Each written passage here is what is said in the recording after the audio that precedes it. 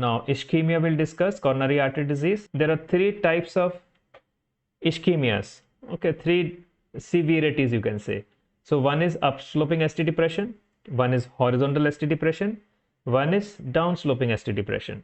So upsloping is mild, horizontal is moderate, downsloping is severe. Okay, so if you have two small squares in duration of ischemia, two small squares of height of ischemia, and that triangle or a rectangle which is forming, that makes it a significant ischemia. Some authorities say it should be more than 3, but why to wait for 3 when you have 2? That will tell you the degree and severity of ischemia. Upsloping ST depression, this is upsloping. S goes down, ST is depressed, but it is going to the isoelectric line. ST depresses, it stays horizontal. Okay. Downsloping, ST goes down, it's down only. T might even invert.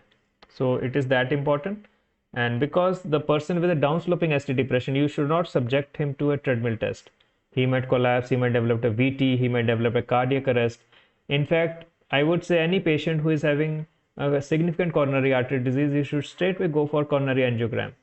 Treadmill can be positive or negative, and echo can be negative, ECG can be normal, and treadmill can be normal. Still the patient's coronaries might be 90% blocked, and he will not have any complaints even, and that is because he has some collaterals, but he might come with the MI.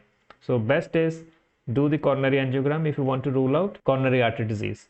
Now you will say, sir, why subject this patient to so much of manipulation? You put dye and leads and everything, catheters inside the body. You can do a 64 slice coronary angiogram. So 64 slice CT can give a very nice coronary image, and it just takes 5 seconds. That is a non-invasive procedure, and in 5 seconds it will scan your heart. And once, if that is positive, God forbid not, then you can do a proper conventional coronary angiogram. Let your cardiologist decide that. So this is the ST elevation or depression, which makes ST elevation or depression significant, more than 2 small squares. Okay, so now see, this is 4 small squares, so it's very significant ST elevation. This is also significant ST elevation, depression. So you have to measure from the isoelectric line. Isoelectric line is where the P waves start and QRS starts, ends, and ST is there and T wave starts, ends. So that is the isoelectric line. So all your complexes should come back there. If they're not coming, they're sustaining in the low area or they're elevated. So that will make it a significant change.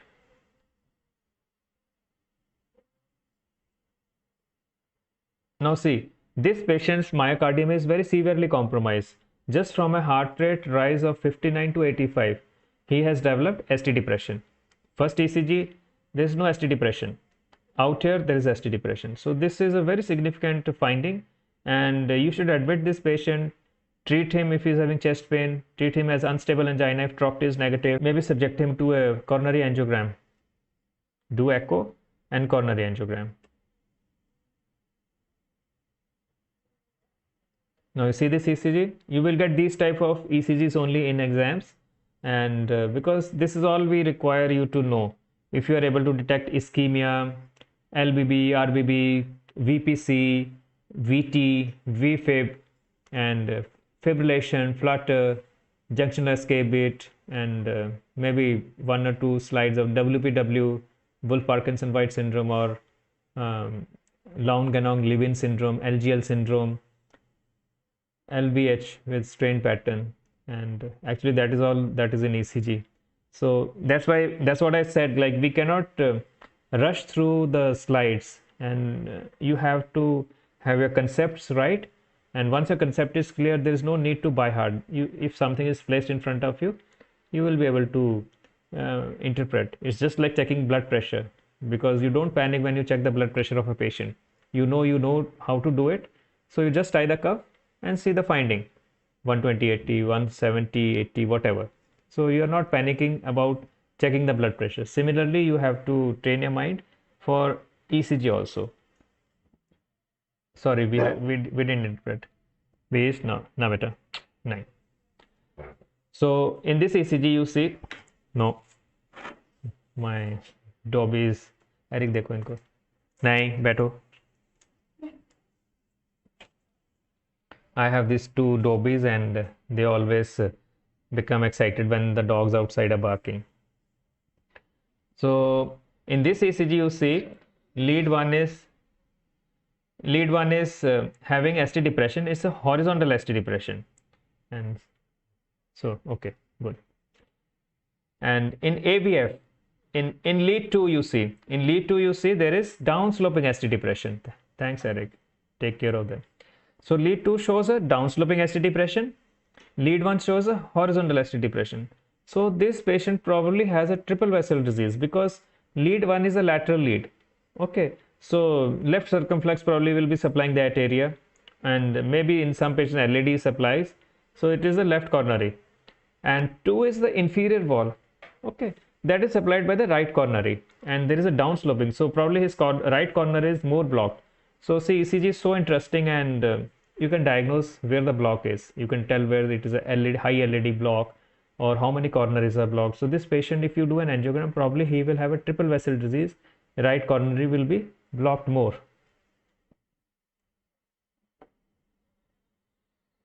Now, anybody wants to comment on this ECG? Please see. Now, in this ECG, you see, in this ECG, R wave amplitude is different. Okay, so this is called electrical alterance. So electrical alterance you can see in certain severe conditions like pericardial effusion, pericardial tamponade, where there is a dancing heart. Okay, so you will see electrical alterance. Okay, it's something like pulsus paradoxus which you see on blood pressure. So this shows that the myocardial contractility is compromised. This is a very significant finding, and you will detect it only if your brain has registered today that there is something called as electrical alterance, and this is what you see in electrical alterance. Okay, so now see, all the complexes have P waves. Okay, but it is different. The height is different. So there is electrical alterance. So maybe this patient has some cardiomyopathy, some pumping problem, mild pericardial effusion. Because if it is a major pericardial effusion, the amplitude of R waves will decrease. So in the first 6 leads in pericardial effusion, if the amplitude R amplitude is less than 5 small squares, and in the anterior leads more than 10 small squares, so you can suspect a pericardial effusion. That is the important take-home message. Now what else is there? There is a sinus tachycardia. Okay, very good. Good, Dileshwar. There is a ST depression in lead V1. Anything else you want to say, Dileshwar? Rohan says ST elevation in V4, V3, V4. No, Dileshwar. No, Rohan, there is no ST elevation. See, this is the isoelectric line. What you're looking at is the P wave. So this is not the elevation. This is the isoelectric line. Okay. And this is the R wave. After the R wave, there is a S wave. This is the ST. This is the ST. This is a downsloping ST depression. So there is a downsloping ST depression right from lead 2, V2, V3, V4, V5, V6. There is a downsloping ST depression. So there is a, yes, Dileshwar, there is a varying R wave amplitude. So that is significant. Pulsus electrical alterance is there, downsloping ST depression in the anterior leads.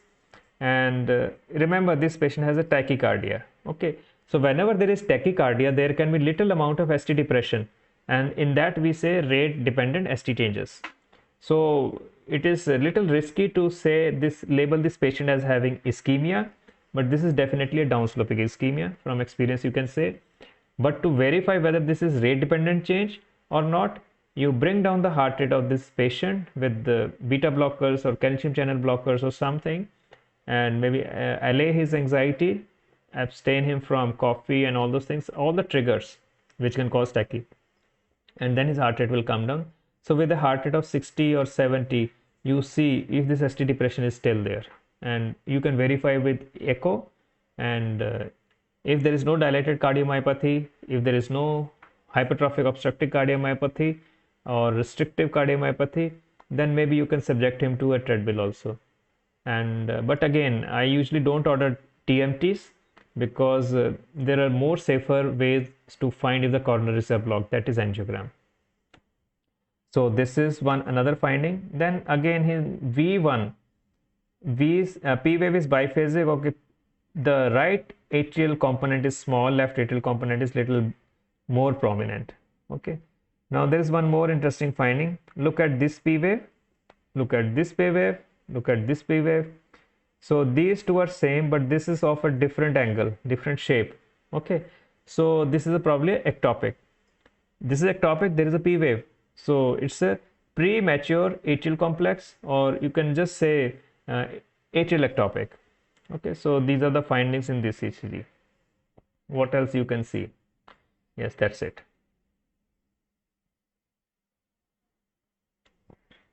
Now look at this ECG. All of you please try to analyze the ECG, answer.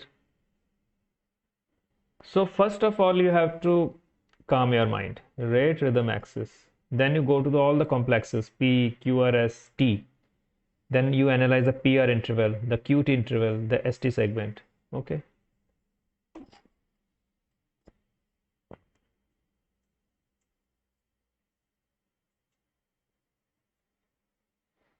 So there is something called as essay block.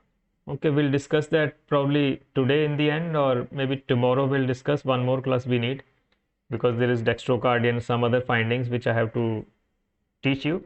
So we will not cover that in today's class.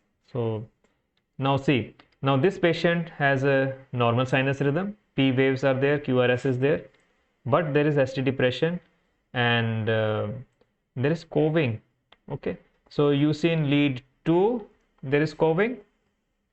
Lead, once you find something wrong in one lead, you look for that change in the corresponding leads. So if you find something wrong in lead 2, look in lead 3, look in lead AVF, like that.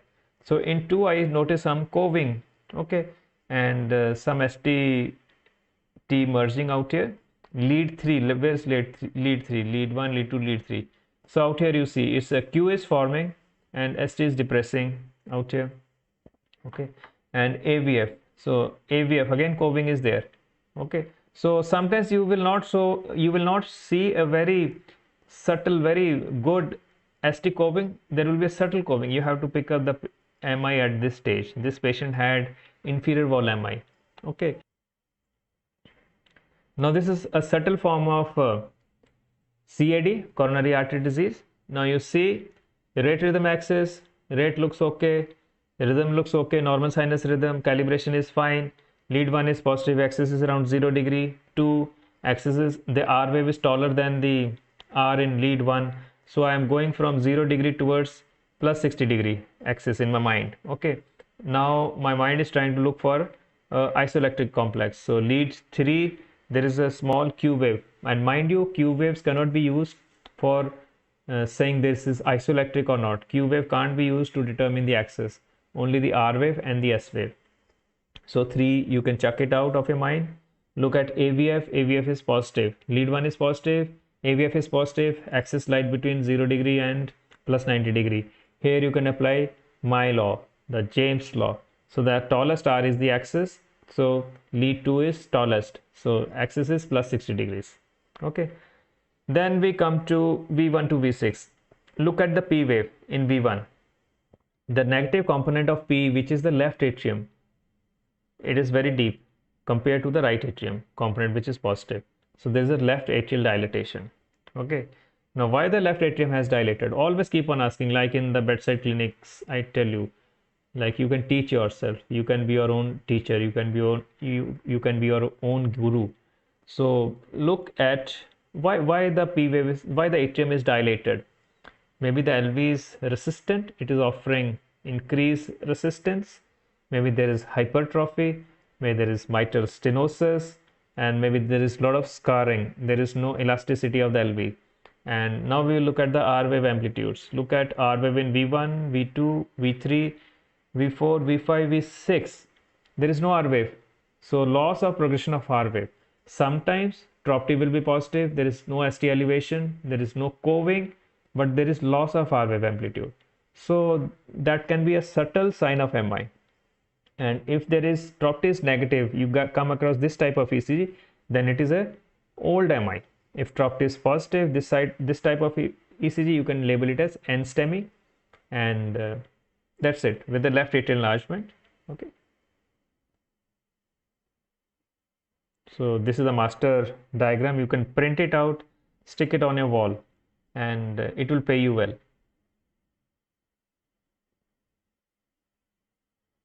Again, you remember the normal progression transition zone is between V3, V4. If it comes before V3, V4, it is counterclockwise rotation. We are looking from the foot end of the patient, the heart. And if it is clockwise rotation, the transition zone will be after V4, maybe between V4, V5, or maybe between V5, V6. So this is the normal circulation. Again, an MCQ question: which all areas does RC, right coronary artery supply, or the left coronary or the circumflex supply? So left circumflex will supply posterolateral area of the LV. The left anterior LAD, left anterior descending artery, it will supply anterior 2/3 of the interventricular septum, anterolateral surface of the LV, and the anterior part of the LV. Right coronary will supply the base of the LV, base of the heart, the true posterior part of LV, posterior 1/3 of the interventricular septum, and the right ventricle. You have to imagine the heart in your mind, you know. So maybe Dr. Jesse can, you can ask Dr. Jesse to make a nice video on the structural anatomy of heart, and it will be a nice video, because anatomy, everybody is weak in anatomy. So Dr. Jesse is around in our lecture, and soon she will be making videos also. So welcome Jesse to live streaming. Okay, we have discussed this, we have discussed this we have discussed. So right coronary artery gives off AV nodal coronary artery in around 80 to 90% of people, and the remaining are supplied by 10-15% are supplied by AV node is supplied by LCX, left circumflex. So that is why when the right coronary is gone, you will develop inferior wall MI usually, and right ventricular infarction will happen. The posterior wall infarction will happen because right coronary is supplying these areas: inferior surface of the heart, true posterior wall of the LV, and right ventricle. So that's it. So you know it. Okay. So that's why on the ECG you can tell this is right coronary blockade, this is a left coronary blockade, this is a high LAD blockade. So it's very interesting. Without doing the angiogram, you can say that this area of the heart is, the coronary is blocked. How do you classify or say which MI is lateral, apical, or high lateral? So this is in short. So right ventricle changes you will see in V1, V2 little bit, and rest of the right ventricle is outside the domain of V1, V2. You will see those changes in V3R, V4R. On right side, V3R, V4R, you will see. And ST elevation of more than 1 millimeter in V4R is a diagnostic criteria for right ventricular infarction, and it carries grave prognosis, lot of morbidity and mortality in such patients. And for right ventricle to pump properly, you need preload, good preload you need. So don't give this patient too much of diuretics or nitrates or morphine, which will shift the blood from pulmonary vasculature into systemic vasculature and will cause diuresis, will further drop the blood pressure, and the preload is decreased, and vasodilatation because of nitrates. So you usually avoid these drugs in acute state of right ventricular infarction. So basically in inferior MI, be very guarded, be very cautious when you use nitrates. You should be sitting around the patient and monitor. Of course, nitrates you will have to give if there is chest pain, but there are other alternatives you can give, trimetazidine or nicorandil. All these drugs you can give. And so anteroseptal is from V1 to V3 or sometimes up to V4, anteroseptal MI. And septal you will say V3 and V4 changes. Okay. Apical is V5, V6. Lateral is V5, V6, lead 1, AVL. Circle, that circle again. Okay. Anterior V1 to V6. Extensive anterior, lead 1, AVL, V1 to V6. Everything is knocked out. inferior 2, 3 AVF. Right ventricle, I've told you, posterior wall, V1, V2 changes, but mirror image changes. There is tall R in posterior wall infarction, ST depression, and a tall T. Okay, so don't sign out like saying, oh, this is a good ECG. There is no loss of progression of R waves in V1.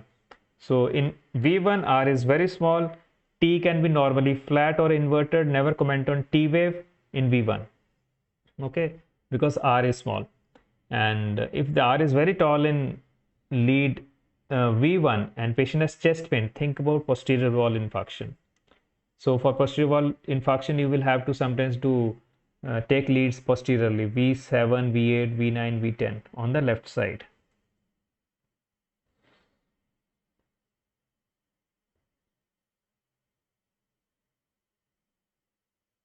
Sorry guys, I had to show all these slides because I felt very guilty had I deleted these slides, because they are very important and from exam point of view also very important, and you have to know it. In this subject you have to know it. And now AVR, I have already said it is the most neglected lead, AVR, and many times people don't even look at it. They will look from lead 1, 2, 3, AVL, AVR, V1 to V6. But AVR is very significant. If P wave is upright in AVR, you should think of junctional beat. Junctional beat stimulating the atrium. So this is the heart, junctional beat stimulating the right atrium. Impulse is going towards AVR. AVR is out here. So P is upright. Okay, now you will say, sir, why the QRS is not upright in AVR in junctional beat? Because it has just stimulated the atrium, but the normal impulse is traveling from the AV node into the RV and the LV. So LV stimulation is happening through the normal pathway, not through abnormal pathway. Okay, so that is the importance. If ST is elevated in AVR, there is something really serious, some serious inferior wall MI or a lateral wall MI. And in this ECG you see AVR ST is elevated. There is no junctional rhythm because P wave is inverted. There is ST depression in lead 1. Now lead 1, what is next to lead 1? AVL. I will go to AVL and see. So there is ST depression. Okay, and so what's the problem? Look into depression. 3, merging of ST with T. This is the subtlest sign of MI happening. Okay, you have to pick up this finding. Don't wait for the next day. I've seen many doctors, they will say nahi nahi MI nahi hai, and next day they will say अरे ये तो Q बन गया. No, you can't butcher the patient's heart and say next day a Q बन गया. You have to pick up this subtlest merging of ST segment with the proximal limb of the T wave. So this patient will develop a full-fledged inferior wall MI after few minutes or hours. He has already developed anterior wall MI.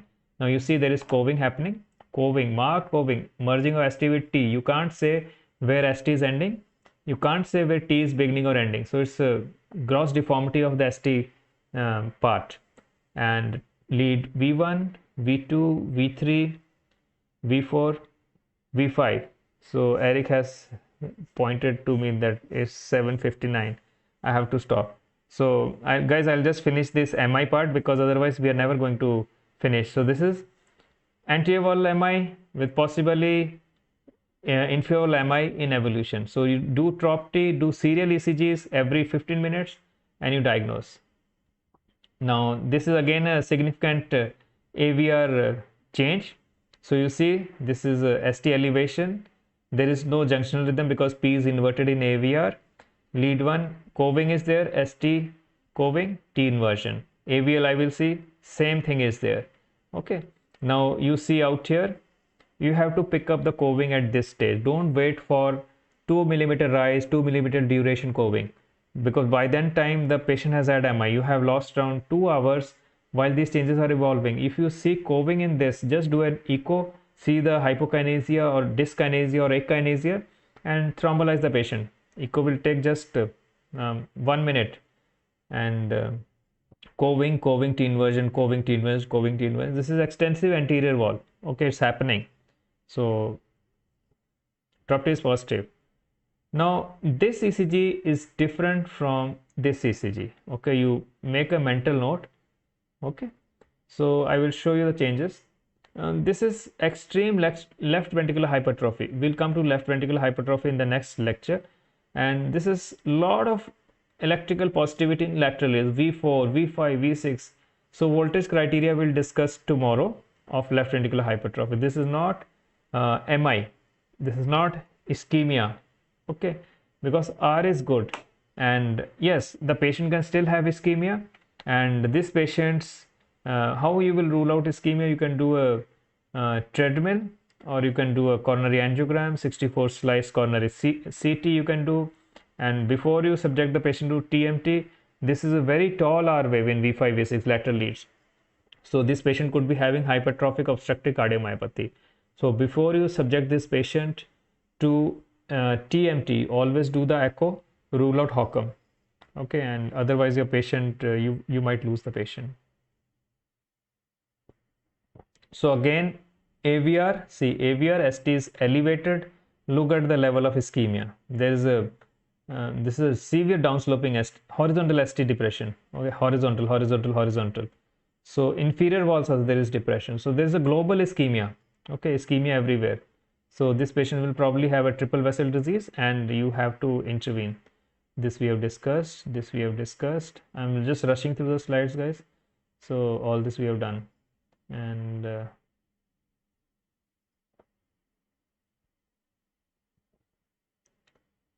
so I think we'll stop here, guys. And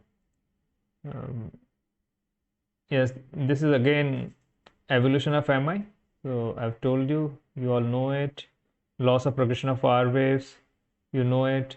So stages in the evolution of MI. First is merging of ST with T, ST elevation, coving, after some time hyperacute tall T waves, then reciprocal changes in the opposite leads. If there is anterior wall MI or lateral wall MI, you will see ST depression in inferior leads. It's all the electrical vector. Okay, inferior wall MI, ST depression in anterior leads, reciprocal changes, lateral leads. Okay, more in lateral leads. So then you will say, sir, why can't this patient who has anterior wall MI, why can't he be having inferior wall ischemia? Yes, you are right. He could be having. We have to wait, let the MI settle down. MI changes settle down. If the ischemic changes in the inferior leads are still persisting, definitely this patient has inferior wall ischemia. But usually in few hours to 1 or 2 days, this reciprocal changes, they will revert back to normal. So this is a good way of analyzing whether there is ischemia of the inferior wall or not in anterior wall MI. You can do the echo. Again, you can do the coronary angiogram.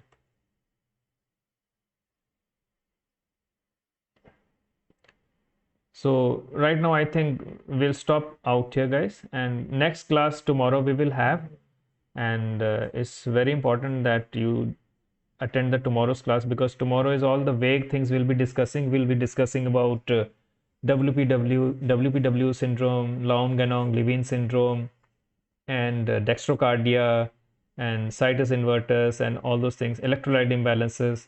So it's a very important class. Digitalis toxicity, digitalis effect, and it's so nice, like just on the ECG you can say this patient has digitalis toxicity because he's having nausea and vomiting and is on digitalis, if you can detect digitalis toxicity on the ECG.